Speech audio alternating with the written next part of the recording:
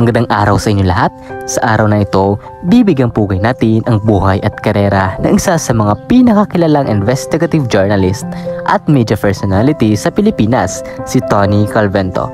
Samahan niyo ako sa paglalakbay mula sa kanyang kabataan, pag-angat sa industriya ng media, hanggang sa kanyang huling mga taon. Tunghayan natin ang kanyang mga niambag sa larangan ng pamahayag na hinding-hindi malilimutan. Tara, simulan na natin.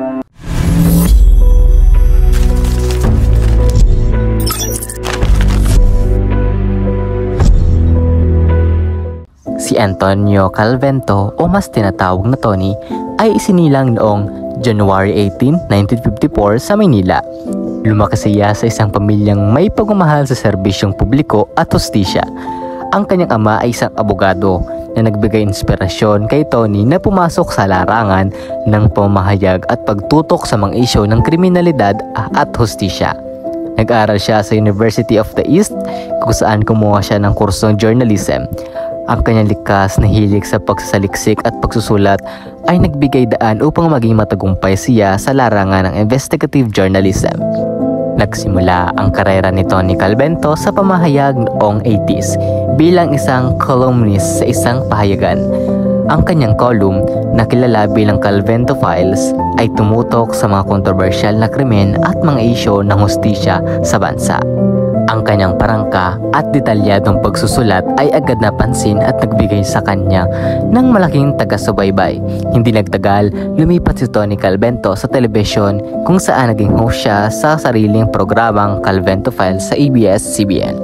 Ang programa ay naglalayong magbigay linaw sa mga kaso ng krimen sa bansa at magbigay boses sa mga biktima at kanilang pamilya. Ang kanyang dedikasyon sa paghahanap ng katotohanan at hustisya ay nagdala sa kanya ng respeto at pagkilala mula sa mga manonood. Isa sa pinakakilalang tagumpay ni Tony Calvento ay ang kanyang programa sa telebisyon na Calvento Files na tumagal mula 1995 hanggang 1998. Ang programa ay nagkaroon ng malaking epekto sa publiko at nakatulong sa paglutas ng maraming kaso ng krimen. Ang kanyang husay sa investigative journalism ay nagbigay sa kanya ng iba't ibang parangal at pagkilala. Bukod sa telebisyon, patuloy na nagsusulat si Tony Calvento sa kanyang column at naging aktibo sa social media.